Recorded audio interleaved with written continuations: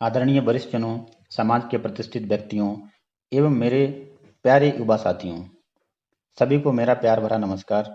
जैसा कि आप सभी जानते हैं कि इस बार कोरोना महामारी के चलते राष्ट्रीय लोधी युवा महासम्मेलन का आयोजन ऑनलाइन प्लेटफॉर्म के माध्यम से किया जा रहा है और इसी क्रम में मैं भी अपने इस संदेश के माध्यम से आप सभी का साथ देने के लिए उपस्थित हूँ।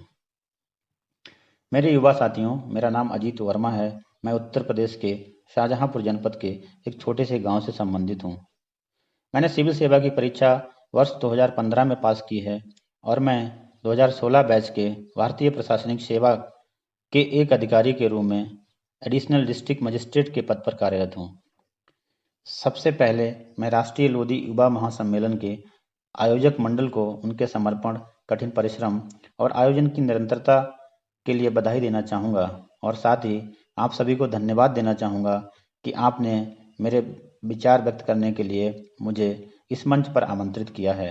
मैं बताना चाहूँगा कि लोधी युवा महासम्मेलन में यह मेरा दूसरा संबोधन है। इससे पहले मैं आगरा वाले सम्मेलन में शामिल हो चुका हूँ। मेरे युवा साथियों, कहने के लिए और बातचीत करने के लिए बहुत से विषय एवं मुद्दे हैं जिन पर हम कभी समय मिलने पर विस्तार से चर्चा करेंगे, परंतु आज का सम्मेलन चूंकि हमारे युवाओं पर केंद्रित है, इसीलिए आज का ये मेरा संबोधन मुख्य रूप से उन युवा साथियों के लिए है जो या तो विद्यार्थी जीवन में हैं या फिर अपनी पढ़ाई पूरी करने के पश्चात विभिन्न क्षेत्रों में रोजगार की तलाश में संघर्षरत हैं। मैं पूरे यकीन के साथ कह सकता हूँ कि आप जिस अवस्था में हैं या जिस दौर से गुजर रहे हैं, उसमें आप सभी को अगर किसी एक चीज़ की सबसे ज़्यादा ज़रूरत है तो वो है सफलता हासिल करने की। फिर चाहे वो सफलता अच्छे अंक हासिल करने के लिए हो, चाहे मनचाही नौकरी पाने के लिए हो, या फिर व्यवसाय एवं नौकरी में तरक्की हासिल करने के लिए हो। परंतु यहाँ पर मुख्य प्रश्न यह है कि यह सफलता आखिर हासिल कैसे की जाए। वास्तव में किसी भी परीक्षा या कार्य में सफल होना इस बात पर निर्भर करता है कि हमने उस परीक्षा या कार्य को कितने अच्छे से, कितने सही तरीके से और कितनी गहराई से समझा है। वास्तव में सफलता कोई आकस्मिक रूप से घटित होने वाली घटना नहीं है जो किसी को अचानक या तुक्के से प्राप्त हो जाती है। यह तो जीवन शैली पर आधारित एक ऐसी व्यवस्था है जिसको प्राप्त करने के लिए हमें इसको अपने विचारों, अपनी आदतों और अपने कार्यों में प्रतिदिन जीना होता है और साकार करना होता है। आज मैं इस संबोधन के माध्यम से अपने युवा साथियों को सफलता प्राप्त करने के लिए कुछ महत्वपूर्ण सिद्धांतों के बारे में बताना चाहूँगा। मेरे युवा साथियों, युवा पीढ़ी किसी भी समाज की सबसे कीमती पूंजी होती है और ये बात हमारे समाज के लिए भी उतनी ही सत्य है जितनी अन्य समाजों के लिए है। हमारे सभी युवा साथी ऊर्जा एवं प्रतिभा से परिपूर्ण हैं, परंतु यह ऊर्जा एवं प्रतिभा उस जल के विशाल जलाशय के समान है जिसे अगर बांध बनाकर अनुशासन एवं दिशा न प्रदान की जाए तो बाढ़ जैसी आपदा का आना निश्चित है।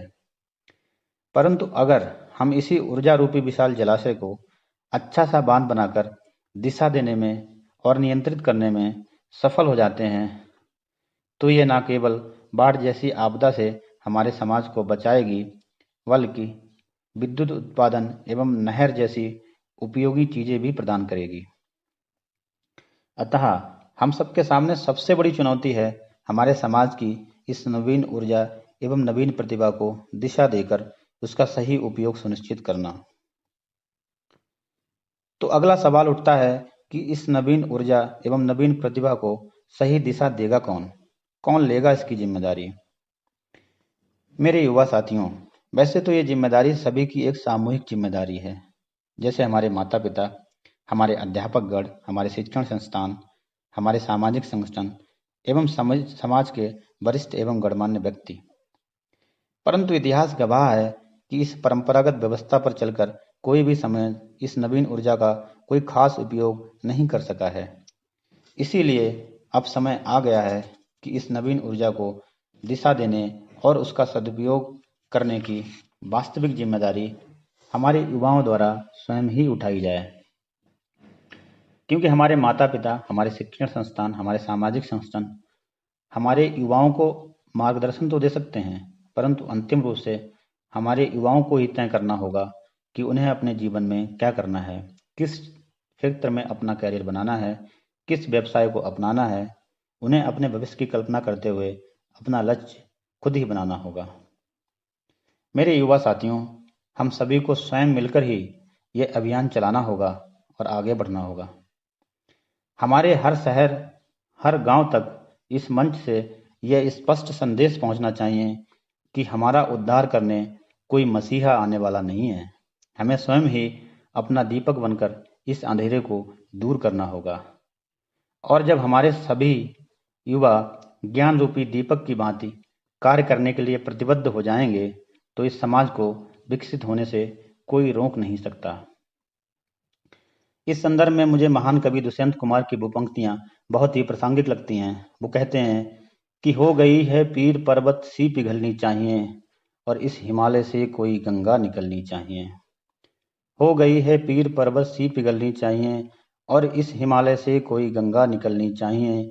मेरे सीने में नहीं तो तेरे सीने में सही, हो कहीं भी आग लेकिन आग जलनी चाहिए।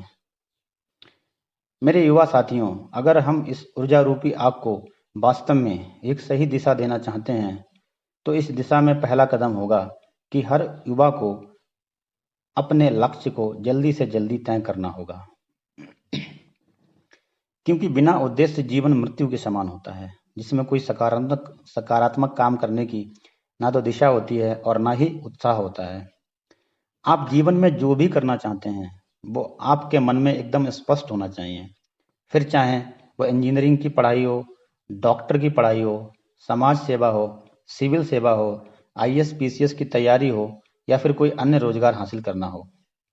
तो अगर अभी तक आपने अपने लक्ष्य को तय नहीं किया है, तो आज इस सम्मेलन के दिन यह प्रण लीजिए कि आप जल्दी से जल्दी अपने लक्ष्य को तय करेंगे। मेरे युवा साथियों, अगर एक बार लक्ष्य का निर्धारण कर लिया, तो फिर समझ लीजिए कि आपको आधी सफलता मिल गई है। कहने का मतलब है कि अगर सही में आपने अपना लक्ष्य तय कर लिया है, तो आपके जीवन की यात्रा की वास्तविक एवं सक्रिय शुरुआत हो चुकी है। आपको बस इतना ध्यान रखना है कि बिना थके हुए, बिना रुके हुए अपने लक्ष्य के लिए निरंतर प्रयास करना है। अर्थात आपको उसी दिशा में काम करना है, उसी से प्रेम करना है और उसी के बारे में दिन रात सोचना है। कहने का मतलब है कि आपको अपने लक्ष्य को प्रतिदिन जीना है और ऐसा तब तक करना है जब तक आपको आपका लक्ष्य प्राप्त नहीं हो जाता। जिस तरह महान संत विवेकानंद जी ने कहा है कि उठो, जागो और तब तक मत रुको जब तक आपका लक्ष्य प्राप्त ना हो जाए। अगर संक्षेप में कहें तो आपको अपने लक्ष्य की दिशा में निरंतरता के साथ कठिन परिश्रम करना है, लक्ष्य के लिए समर्पित रहना है, अपने कार्यों में निरंतरता रखनी है। अगर पढ़ाई कर रहे हैं तो निरंतर पढ़ाई करनी है, प्रतिदिन पढ़ाई करनी है, भले ही पढ़ाई के घंटे कम हों, और सीखने के लिए पढ़ना है। मेरे युवा साथियों, मैं अपने व्यक्तिगत अनुभवों के आधार पर आप सभी युवाओं को यकीन दिलाना चाहता हूं कि आप में वो सभी गुण हैं जो आपकी लक्ष्य की प्राप्ति के लिए आवश्यक हैं। क्योंकि अगर नहीं होते तो आप कभी उस लक्ष्य विशेष को सिलेक्ट करने की हिम्मत नहीं दिखाते। आपने उस लक्ष्य को सिलेक्ट किया है तो आप हासिल भी अवश्य कर लेंगे। और जिस दिन आप ये सब पूरी ईमानदारी एवं समर्पण से करने लगेंगे, सफलता आपके कदम अवश्य चूमेगी। और इस संदर्भ में अगला महत्वपूर्ण पड़ाव यह है कि आपको सफलता पाने के लिए किसी के बनाए रास्ते को कॉपी नहीं करना है, आपको अपना रास्ता खुद बनाना है। क्योंकि प्रत्येक व्यक्ति अपने आप में अलग और विशेष होता है। मेरे युवा साथियों, मैंने अभ्यर्थियों को अक्सर देखा है कि वो किसी सफल व्यक्ति को देखकर उससे तरह तरह के गैर जरूरी एवं अतार्किक प्रश्न पूछने लगते हैं। जैसे, सर कितने घंटे पढ़ना है, कैसे पढ़ना है, कब पढ़ना है, ट्रेनिंग कैसे होती है, सैलरी कितनी मिलती है, क्या सुविधाएं मिलती हैं। मेरे युवा साथियों, आप लोगों से मेरा विनम्र अनुरोध है कि आप लोगों को ऐसे व्यर्थ के प्रश्नों और बातचीत में बिल्कुल भी नहीं पड़ना है। आपको अपने लक्ष्य पर फोकस करना है। इसके लिए बहुत से लोगों को से पूछने की आवश्यकता या किसी के पीछे भागने की आवश्यकता बिल्कुल नहीं है। आपको बस करना यह है कि आपको अपने लक्ष्य को एक प्रोजेक्ट की तरह लेना है। किसी से पूछने से पहले खुद का होमवर्क करना है। आपको एकांत में बैठकर कठिन परिश्रम करना है। आप लोग यकीन मानिए कि आपके अधिकांश प्रश्नों का उत्तर आपके पास ही है और सोचने एवं होमवर्क करने से वो खुद ही मिल जाएगा। और बचे हुए प्रश्नों का जवाब आपको ऑनलाइन जाकर सर्च करने से भी मिल जाएगा। और उसके बाद भी यदि आपके प्रश्न बचें तो उसे किसी सही व्यक्ति से पूछिए जो सही में उसका जवाब दे सके।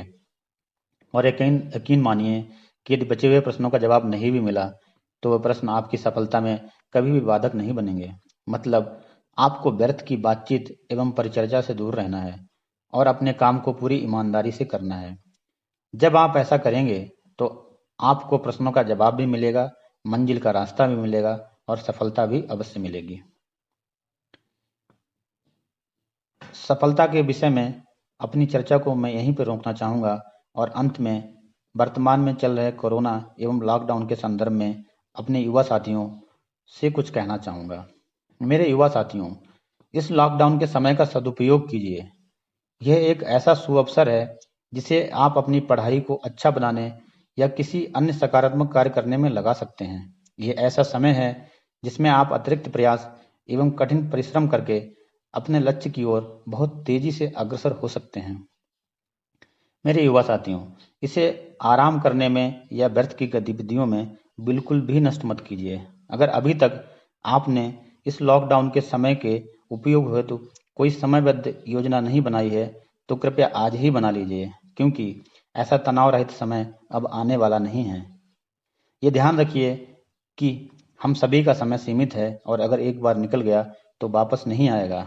अगर आप इस समय को छुट्टी समझकर और आराम से व्यतीत कर रहे हैं तो सावधान हो जाइए, क्योंकि मैं यकीन के साथ बता सकता हूं कि आपके कुछ सहपाठी प्रतियोगी इसका उपयोग करने में रात दिन मेहनत करने में लगे हुए होंगे।